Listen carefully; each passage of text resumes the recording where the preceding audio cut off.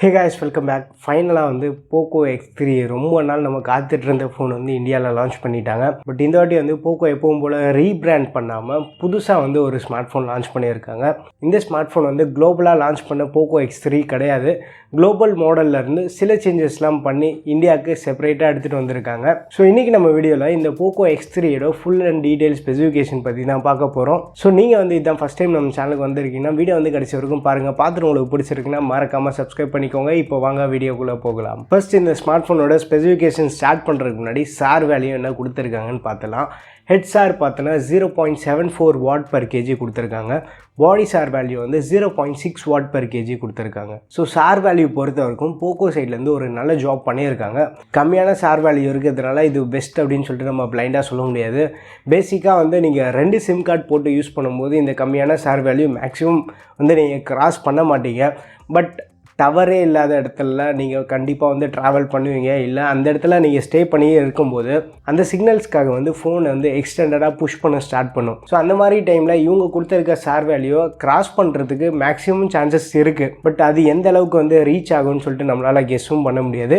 Company சைடில் இருந்தும் tower இல்லாத இடத்துல மேக்ஸிமம் இவ்வளோ ரீச் ஆகும் அப்படின்னு சொல்லிட்டு அவங்க சைட்லேருந்து எந்த ஒரு கன்ஃபர்மேஷன் கிடையாது. ஸோ சார் வேல்யூ வந்து ஜஸ்ட் ஒரு நம்பர்ஸ் தான். இவங்க சொல்கிறது என்னென்னா மேக்ஸிமம் சார் வேல்யூ அப்படின்னு அவங்க சைட்லேருந்து மென்ஷன் பண்ணி தராங்க. மோஸ்ட் ஆஃப் த டைம் வந்து நீங்கள் 2 சிம் கார்டு போட்டு யூஸ் பண்ணாலுமே வந்து 0.1 0.2 இந்த சார் வேல்யூவில் தான் வந்து உங்கள் ஃபோன் மெயின்டைன் ஆகிட்டு இருக்கும். நான் சொன்ன மாதிரி சுச்சுவேஷனில் இருக்கும்போது மட்டும்தான் சார் வந்து கொஞ்சம் அதிகமாக போகும்.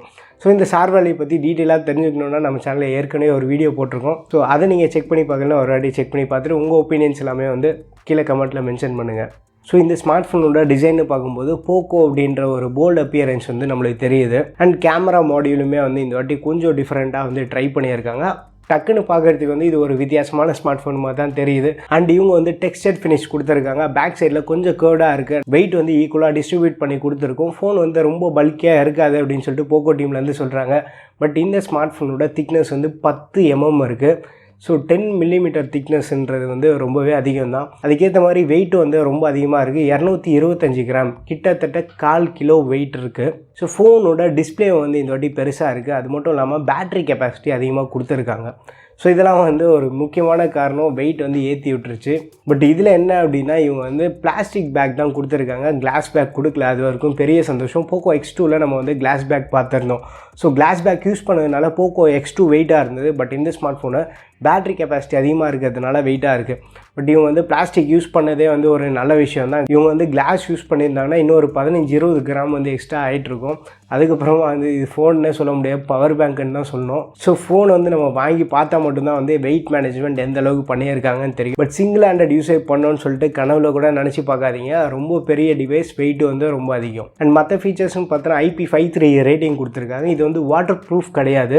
இது வாட்டர் ப்ரூஃபோ வாட்டர் ரெசிஸ்டன்ட் கிடையாது, ஃப்ளாஷ் ப்ரூஃப் மாதிரி தான். இது கூட உங்களுக்கு வந்து அந்த ஸ்மார்ட் ஃபோனில் IP68 இல்லை 69 வாட்டர் ரெசிஸ்டன்ட் இருந்ததுன்னா அந்த ஸ்மார்ட் ஃபோனை தூக்கிட்டு போய் தண்ணியில் போடலாம். அப்போது எதுவுமே ஆகாது உங்களுக்கு. இந்த ஸ்மார்ட் ஃபோன்லாம் தண்ணியில் போட்டு ட்ரை பண்ணுறாதீங்க. இந்த ஃபோன் மேலே தூரல் எதாவது பட்டுருச்சுன்னா உங்களுக்கு எதுவுமே ஆகாது. பட்ஜெட் செக்மெண்ட்டில் இத்தனை நாள் வந்து ரெட்மிலேருந்து P2i கோட்டிங் சொல்லிட்டு இருந்தாங்க. அதுக்கு நெக்ஸ்ட் லெவல் ப்ரொடக்ஷன் தான் வந்து இந்த IP53க்கான வாட்டர் ரெசிஸ்டன்ட். பயோமெட்ரிக்ஸ்னு எடுத்துன்னா பவர் பட்டன்லேயே வந்து ஃபிங்கர் பிரிண்ட் சென்சார் எம்பெட் பண்ணி கொடுத்துருக்காங்க. Side mounted fingerprint sensor தான். அண்ட் ஃபேஸ் அன்லாக் சப்போர்ட்டும் இருக்குது உங்களுக்கு. அண்ட் மற்றபடி வந்து IR blaster 3.5 mm headphone jack இதெல்லாமே வந்து கொடுத்துருக்காங்க. இந்த ஸ்மார்ட் ஃபோனோட ப்ராசஸர்னு பார்த்தோன்னா ஸ்னாப்ட்ராகன்லேருந்து 732G புதுசாக லான்ச் பண்ணியிருக்க ப்ராசஸர் தான். இது வந்து 730க்கும் இதுக்கு வந்து ஒரு மேஜரான டிஃப்ரென்ஸ் எதுவுமே இல்லை. சிபியூக்கு வந்து ஒரு 100 MHz வந்து கிளாக் ஸ்பீட் இன்க்ரீஸ் பண்ணி கொடுத்துருக்காங்க. அது மட்டும் இல்லாமல் இதில் ஏஐ வந்து நிறைய இம்ப்ரூவ் பண்ணியிருக்காங்க.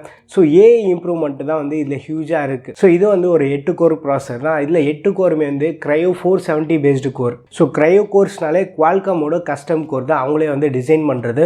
பட் இருந்தாலும் ARM கிட்ட தான் வந்து ப்ளூ பிரிண்ட் வாங்குறது. இதில் இருக்க 8 கோருமே வந்து Cryo 470 பேஸ்டு கோர். அதில் ஃபஸ்ட்டு 2 பவர்ஃபுல்லான கோர் இருக்குது பார்த்தீங்களா. இது வந்து 2.3 GHz கிளாக் பண்ணியிருக்காங்க. பேலன்ஸ் இருக்குது 6 கோர் வந்து பவர் எஃபிஷியன்ட் கோர். நீங்கள் வந்து ஒரு நார்மலான யூஸேஜ் பண்ணும்போது இந்த பவர் எஃபிஷியன்ட் கோர் வந்து உங்களுக்கு நல்லாவே கை கொடுக்கும்.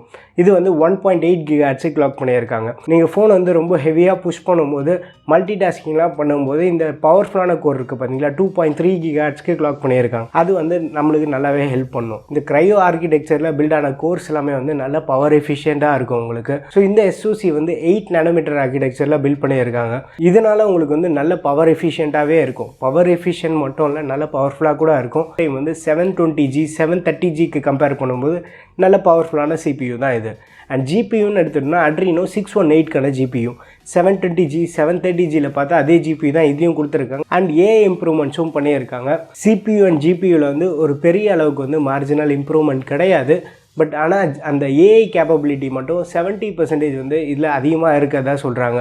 ஸோ உங்களுக்கு வந்து ஃபோட்டோஸ் எதாவது எடுக்கும்போது அந்த ப்ராசஸிங் ஸ்பீட் எல்லாமே வந்து இதில் கொஞ்சம் பெட்டராகவே இருக்கும். இதெல்லாம் இல்லாமல் இதில் ஐஎஸ்பி வந்து இன்னும் கொஞ்சம் பெட்டராக இருக்கும்னு சொல்கிறாங்க. ஸோ இமேஜ் சிக்னலிங் ப்ராசஸிங் உங்களுக்கு பெட்டராக இருக்கிறதுனால ஃபோட்டோஸோட அவுட்புட் வந்து உங்களுக்கு கொஞ்சம் பெட்டராகவே இருக்கும். 732G வந்து கொண்டாடுற அளவுக்கு பெரிய அப்கிரேட்லாம் கிடையாது. 730க்கு ஒரு மைனர் அப்கிரேட் பண்ணியிருக்காங்க. அண்ட் இதெல்லாம் இல்லாமல் இதில் வந்து லிக்விட் கூல் டெக்னாலஜி ப்ளஸ் இருக்குதுன்னு சொல்கிறாங்க. நம்ம போக்கோ F1 விட இதில் பெட்டரான ஹீட் டிசிபேஷன் இருக்குன்னு சொல்கிறாங்க. ஸோ போக்கோ சைட்லேருந்து என்ன சொல்கிறாங்கன்னா 70% வந்து லார்ஜர் ஹீட் பைப் இருக்குதுன்னு சொல்கிறாங்க. ஸோ உங்களுக்கு வந்து ஹீட் நல்லாவே அப்சர்வ் பண்ணிக்கும். அண்ட் இவங்க வந்து மல்டிபிளான கிராஃபைட் லேயர்ஸ் வந்து ஆட் பண்ணி கொடுத்துருக்கதா சொல்கிறாங்க. ஸோ இதனால் என்ன பெனிஃபிட்னா 6 டிகிரி வந்து டெம்பரேச்சர் உங்களுக்கு கூலாக இருக்கும்னு சொல்கிறாங்க. ஸோ நீங்கள் வந்து எக்ஸ்டெண்டடாக கேம் விளையாடும் போது உங்களுக்கு ஃபோன் வந்து ஓவர் ஹீட்டிங் ஆகாமல் இருக்கும் அப்படின்னு சொல்லிட்டு அவங்க சொல்கிறாங்க. பட் ரியல் வேர்ல்டு யூசேஜில் இது எந்த அளவுக்கு பர்ஃபார்ம் பண்ணுன்னு சொல்லிட்டு நம்ம வாங்கி செக் பண்ணி பார்த்தா தான் தெரியும். ஃபோனோட ஸ்டோரேஜ் வேரியன்ட் எடுத்தோம்னா இவங்க வந்து 3 வேரியண்ட்டில் லான்ச் பண்ணியிருக்காங்க. பேஸ் வேரியன்ட் வந்து 6GB RAM and 64GB model. And அதுக்கு அடுத்து வந்து 6+128 அண்ட் ஹையர் எண்ட் வந்து 8+128GB.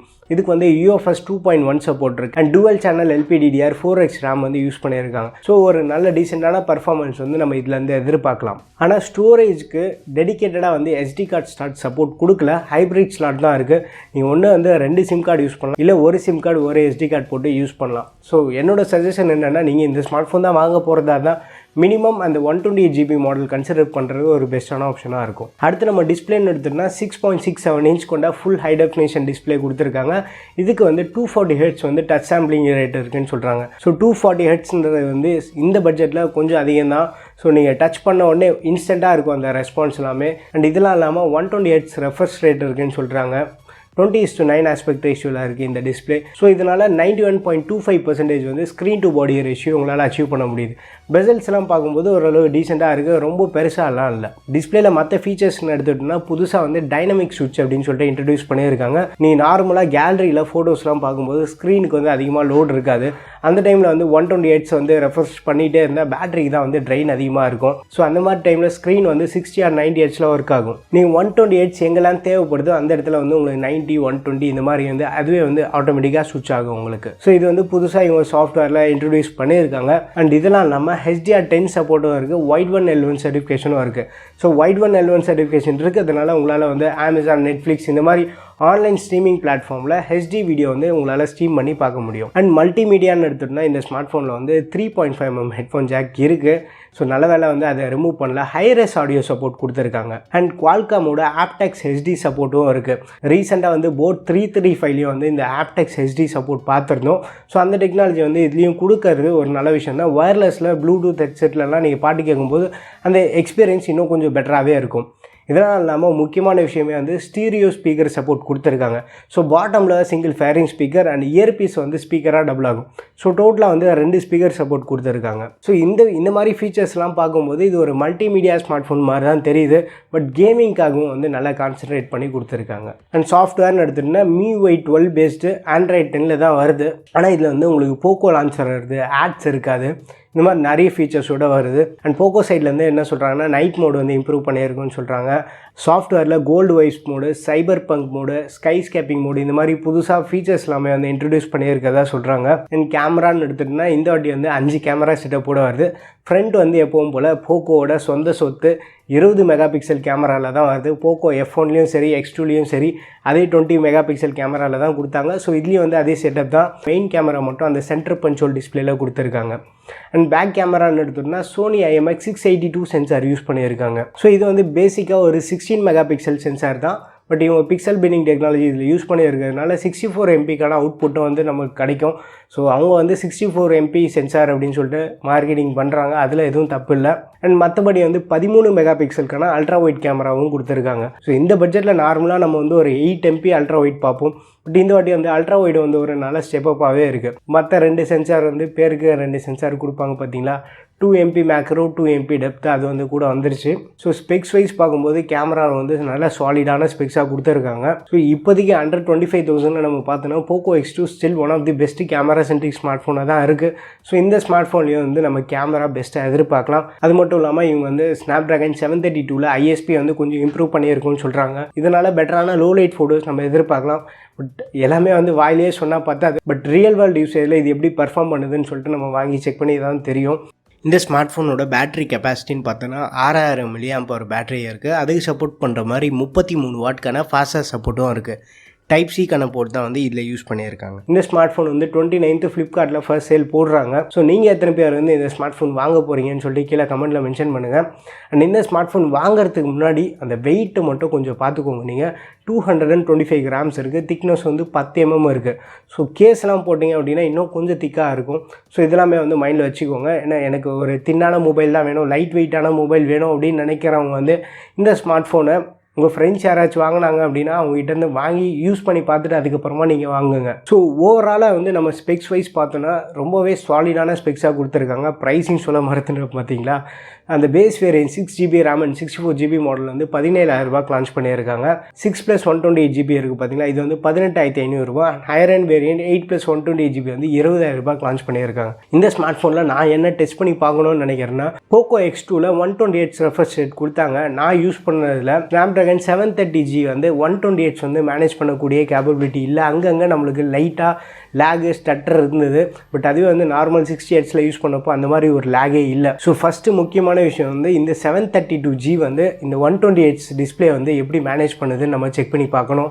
செகண்ட் திங் என்ன அப்படின்னா இவங்க ஹை கெப்பாசிட்டி பேட்டரியும் கொடுத்துருக்காங்க, ஹை ரெஃப்ரெஷ் ரேட்டும் கொடுத்துருக்காங்க. ஸோ இதெல்லாமே வந்து ஒரு பெரிய ப்ளஸ்ஸாக இருக்குது.